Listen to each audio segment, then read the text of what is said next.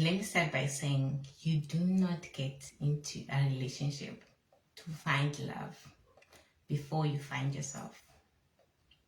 So let me repeat that. You do not get into a relationship to find someone else before you find yourself. So what do I mean by this? We do not just become people. We do not just grow up and we become whatever that we are today. For example, if you are 31, you do not just wake up and be 31. If you are maybe 28, you do not just wake up and become 28. There is past, there is something, stages of life that we go through before, right? So let me take you back. For example, in your childhood, before you were even born, if your mother, for example, did not accept the pregnancy, it's going to reflect because your mother is not going to accept that pregnancy. So it begins even before in our mother's womb. And then, for example, let's go and continue with the stages. And now you're born, you're into the world. If your parents did not accept the pregnancy, or maybe they are having other issues in terms of maybe the father is not accepting also the pregnancy, or the home is not stable. And so it's going to reflect in your childhood because you're not going to receive constant parenting. You're not going to receive constant caregiving. And what that happens is for you, what it will mean is that this world is not safe for me to be in. So in our childhood already we build this sense of this world is not safe. I'm not loved here. Because, for example, you want to be changed diapers and your parents are not there because of something going on in life. You know, life is a lot.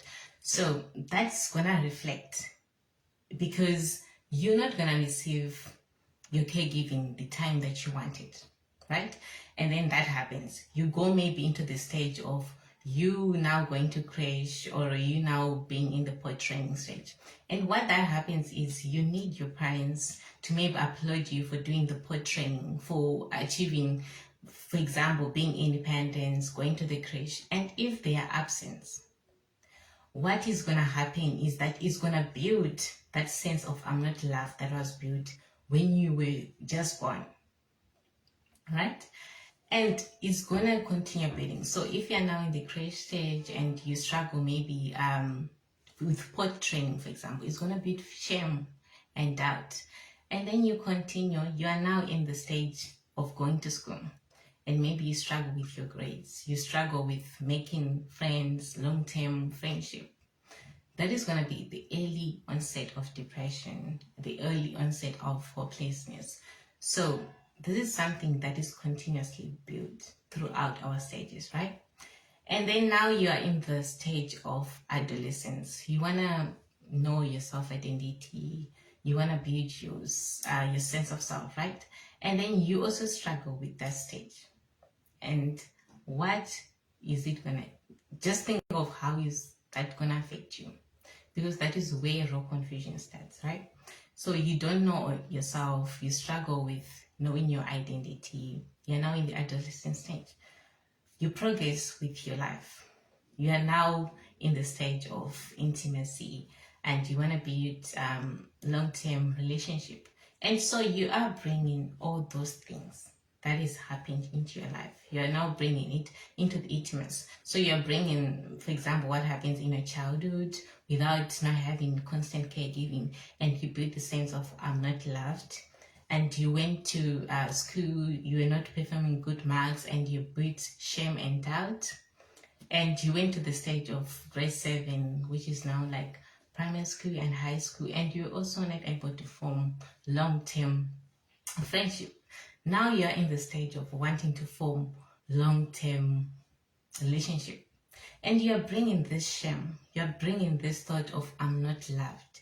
You're bringing this thought of I'm not lovable, right?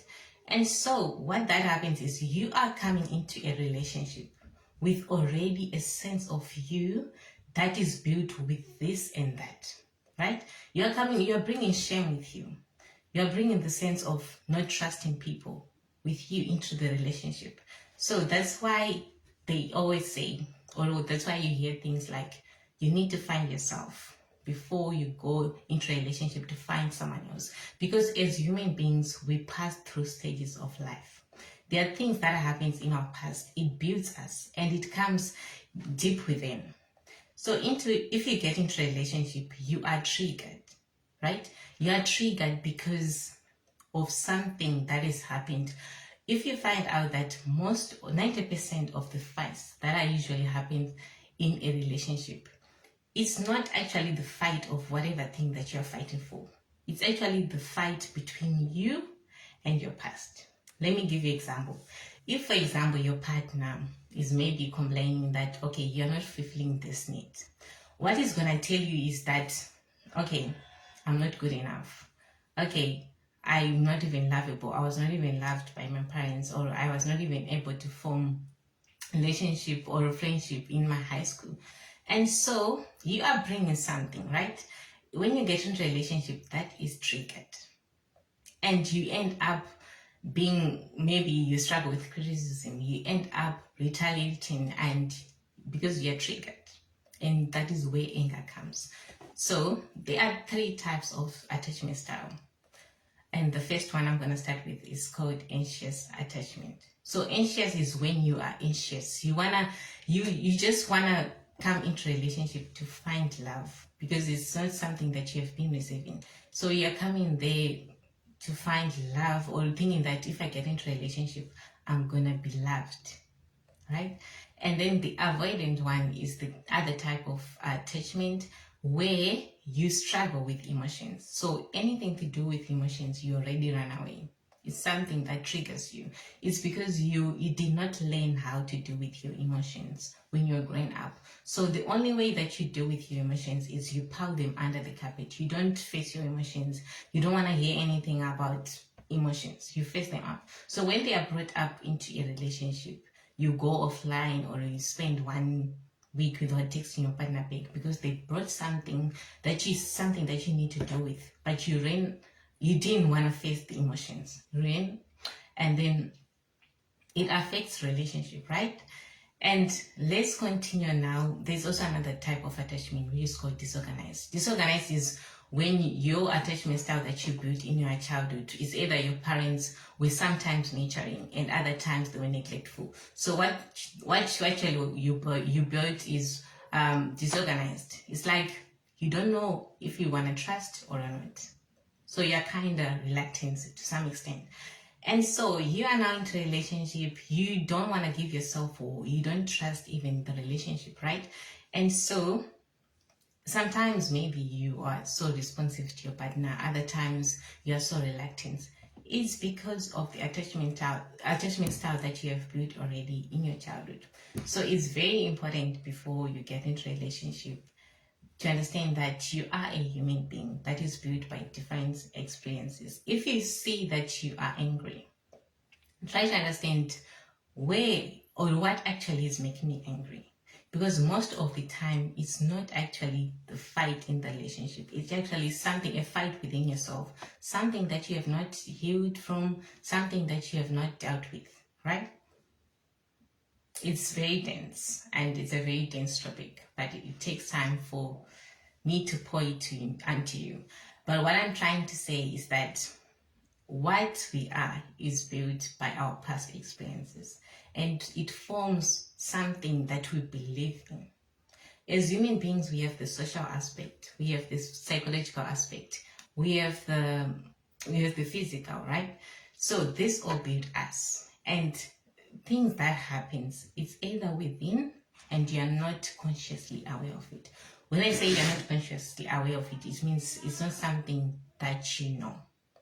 It's something that has happened, but you're not aware where it came from or how it affects you, right?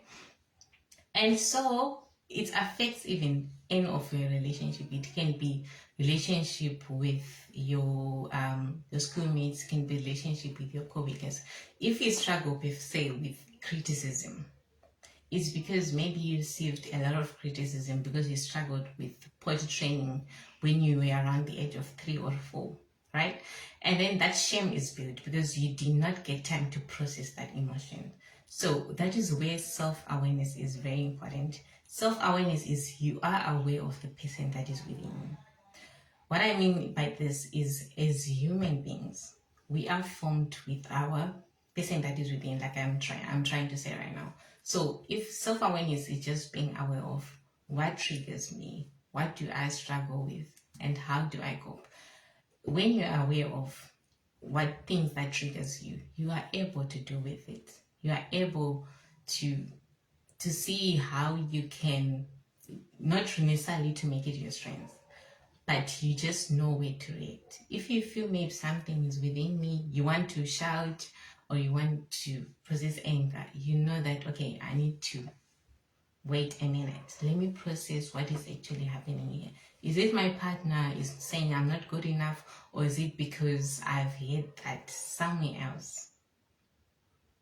So, like I said, 90% of the fights that actually happens in a relationship, most of the times it's not literally about things that is actually happening. Most of the times it's things that you have not dealt with, and you took all that baggage that you have not dealt with and you brought it out into the relationship. So as parents who are listening, it's very important that you provide constant caregiving to your children, because that is very crucial for their development. That is where you find people struggling with depression. It's not something that just came up. It's something that it has actually been built during their high school most of the times, where they struggled with forming relationship, where they struggled with forming friendship, where they struggle with performing good marks at school. And so it's something that is actually built in. And parents, is very, very fundamental that you provide constant caregiving. You're always tuned into what your child is needing, because it's going to affect their adulthood. And at the end of the day, it's very hard to recover, especially if you're now in the adults. So that's why I say people who struggle with self-esteem, it's not because they just woke up. It's because maybe they were receiving very unmeaningful things. Maybe they were told that they were not good enough. Maybe they told by their teacher that they will never reach anywhere in life.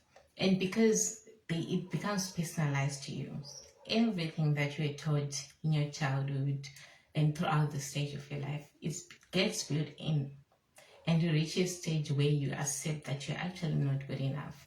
And you actually do not even try new opportunities, because you think that I'm not good enough, I'm not like this, I'm not like them. So it's very important to identify the things that you struggle with. Write them down. That's where accountability starts. Write them down. I struggle with self-esteem. I struggle with just staying in front of people and speaking. And if you identify that, okay, you struggle with self-esteem, try to understand, where did that come from?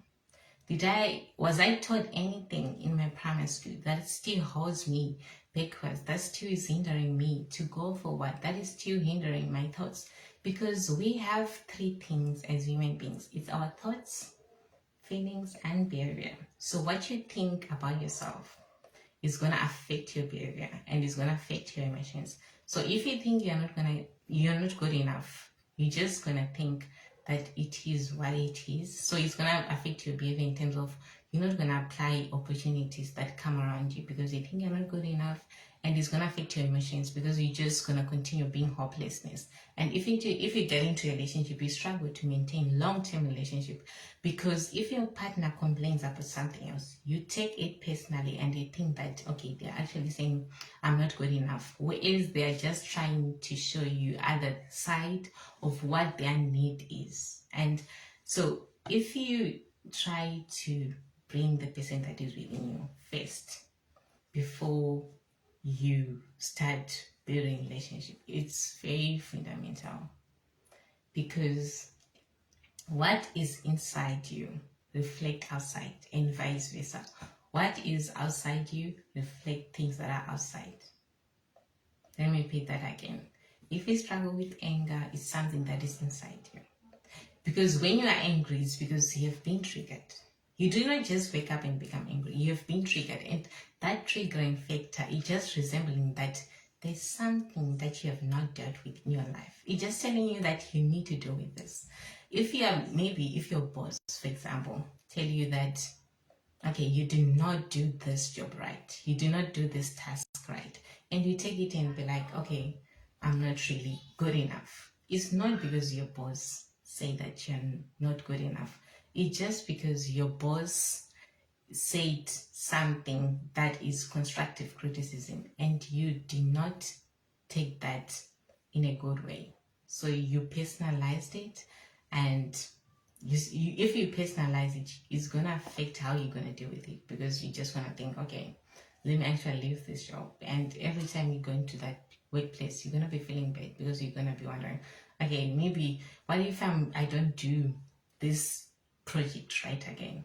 So in a nutshell, whatever that you are today, it's something that have been built in your past, right?